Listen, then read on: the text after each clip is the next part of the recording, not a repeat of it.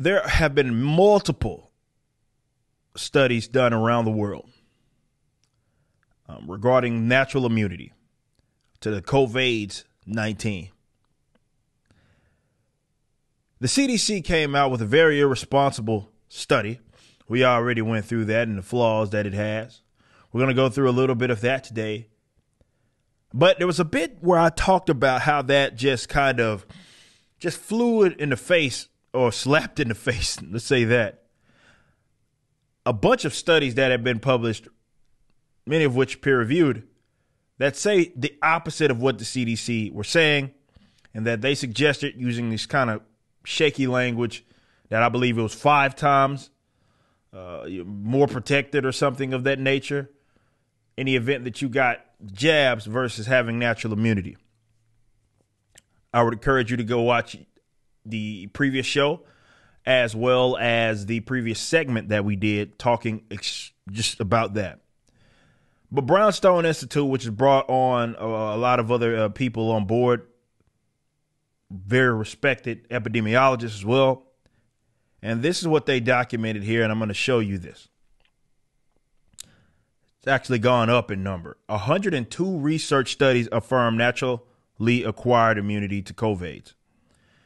We should not force, and this is what Brownstone Institute Paul Elias Alexander is saying, we should not force COVID vaccines on anyone when the evidence shows that naturally acquired immunity is equal to or more robust and superior to existing jabs. Instead, we should respect the right of bodily integrity of individuals to decide for themselves. Public health officials and medical establishment, with the help of politicized media, are misleading the public with assertions that COVID-19 shots provide greater protection than natural immunity. CDC Dr. Rochelle Walensky, for example, was deceptive. This is what we talked about in her October 2020 published Lancet statement that this is what she said. There's no evidence for lasting protective immunity to SARS-CoV-2 following natural infection, and that the consequence of waning immunity would present a risk to vulnerable populations for the indefinite future. And that was back in October of 2020 that she stated that. Immunology and virology 101 have taught us over a century that natural immunity confers protection against respiratory virus outer coat proteins, and not just one, e.g. the SARS-CoV-2 spike glycoprotein. There is even strong evidence for the persistence of antibodies. Even the CDC recognizes natural immunity for chickenpox, measles, and mumps, and rubella, but not for COVID-19, which is weird, is it not?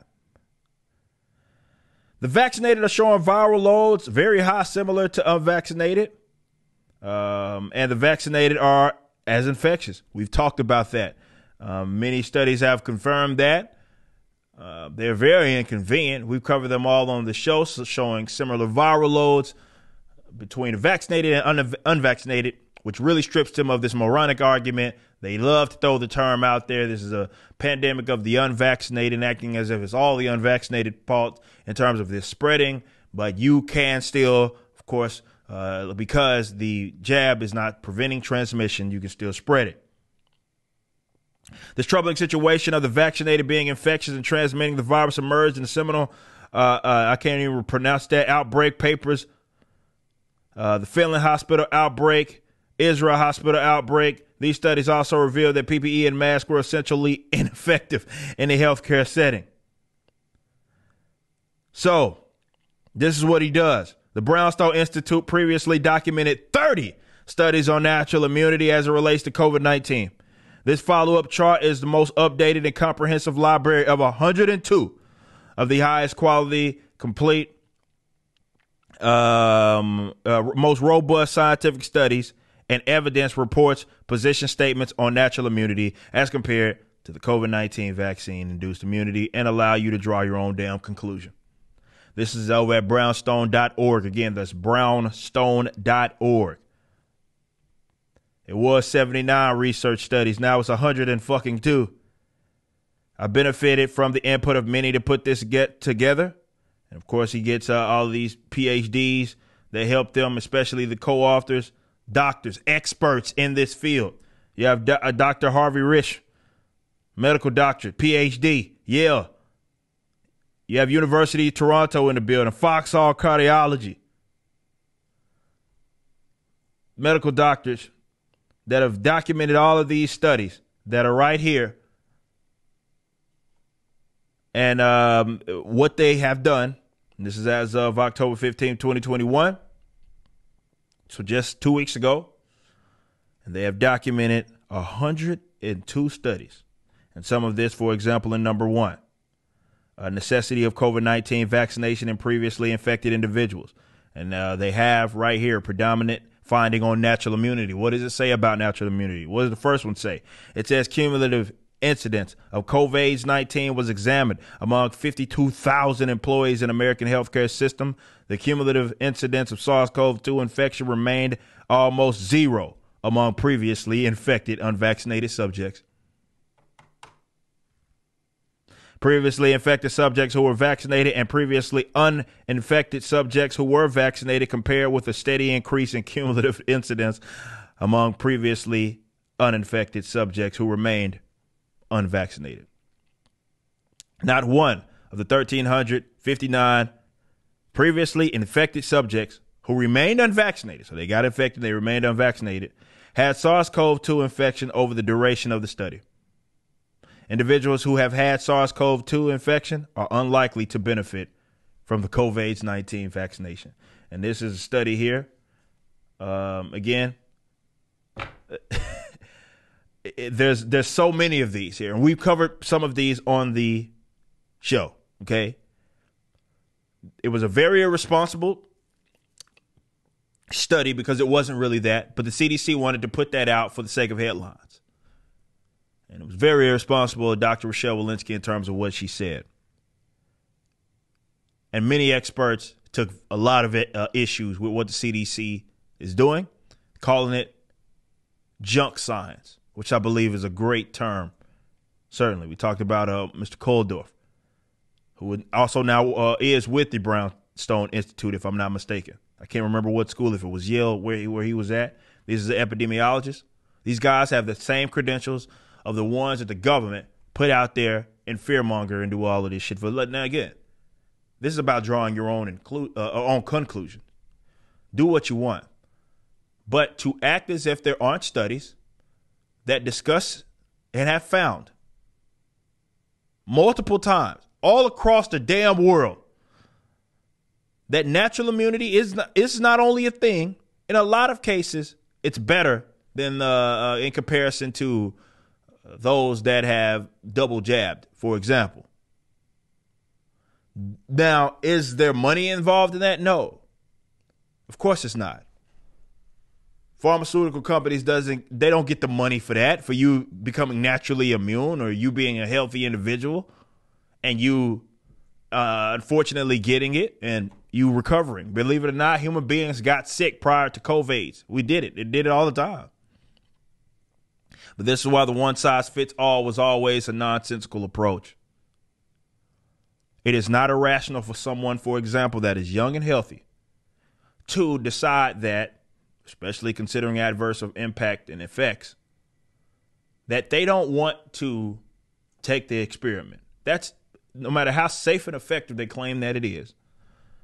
That is a perfectly rational situation, considering that we have, 102 studies that show that natural immunity is a thing. And it does protect you against COVID going into the future. So if that person assesses the risk and they say, I don't want to, that's not an irrational person. That is not an irrational person. You've been stripped of your nonsensical arguments, pretending as if, okay, well, it ain't about you. You get it to protect other people. No, you can still transmit the virus. So basically right now it acts as a symptom mitigator at best and does nothing, or rather mostly protects the individual that is taking it, which is, you think that was how a vaccine would work anyway. But they try to use it in this sense that maybe it was working in the classical sense of what we know a vaccine to make you immune and all of that so that you couldn't spread it. Of course, Dr. Rochelle Walensky, who was a fucking hack, stated exactly that people were not catching it and were not getting sick. Oops, until they were. They don't carry the virus. That was the term that she used. She said they don't carry the virus. They don't get sick. That's what she said back in March of 2021 this year. And then, as of August 5th of this year, she tells CNN and others that, well, okay, now we know that it doesn't prevent transmission anymore because of a Delta variant. So you've been stripped of that argument, right? So at best it's a symptom mitigator, and it's for yourself. So with all that being considered, if someone looks at this, and I don't know, let's read another one. Here's highly, number 4 on the list, highly functional virus speculative cellular immune response in asymptomatic SARS-CoV-2 infection. Studied SARS-CoV-2 specific T cells in a cohort of asymptomatic and symptomatic COVID-19 patients. Thus, asymptomatic SARS-CoV-2 infected individuals are not characterized by weak antiviral immunity. On the contrary, they mount a highly functional virus-specific cellular immune response. So we have multiple studies. Again, I could just keep scrolling. Keep scrolling of all of these studies that affirm natural immunity in some sense. Some of these studies in between, when you talk about comparing and contrasting, actually show that there's a slight, you're doing better.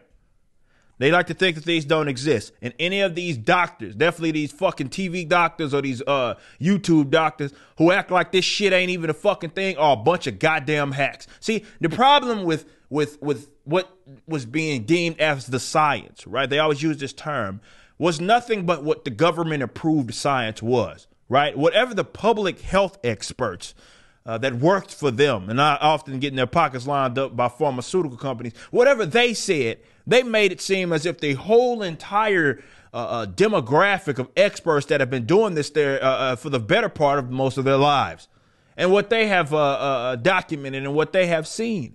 If you have even talked to your own individual doctor, which you should do it, in some cases they say, fuck this. Like I said, I got diagnosed with PACs. Okay? Regarding my heart. That's why, for people that know, I had that, when you saw me wearing my tank top, I had that heart monitor on for a couple of weeks. So especially once my doc found out about that, right? And of course, it's not a thing that, it should remain okay. I should be fine, right? Definitely considering as much as I work out, that is not necessarily unusual in that regards. But especially now, she's like, hell no. Considering your age and health demographic, it would be a fucking tragedy if maybe I took something and we know what's going on with the heart inflammation potential rarities that happen there, which will compound this issue. No, absolutely not. And some of you guys have had the same conversation with your doctor. The doctors on TV act as if all of them are just unanimous and that they agree that, no, there's nothing else that you need to do other than get jabbed up this horse shit. And we have the studies that prove. And by the way, who was Paul Elias Alexander? Who put this article together. And big shout out to Paul Elias Alexander. And he said he is a PhD, he holds a PhD, experience in epidemiology and in teaching clinical epidemiology. So even the writer of the goddamn article is an expert in the field. These are the people that you tell us we're supposed to listen to. They may not work for the government, though. You just watched a clip from my podcast, For Canon's Sake. Catch us live at 12 p.m. throughout the week over at youtube.com/YoungRipper59 and follow us over at odyssey.com/@YoungRipper59. If you want to watch the entire video cast after the show is over, just be sure to become a member on the YouTube channel. Of course, the full audio portion of the podcast is available for free on all major digital platforms, or just visit forcanonsake.com.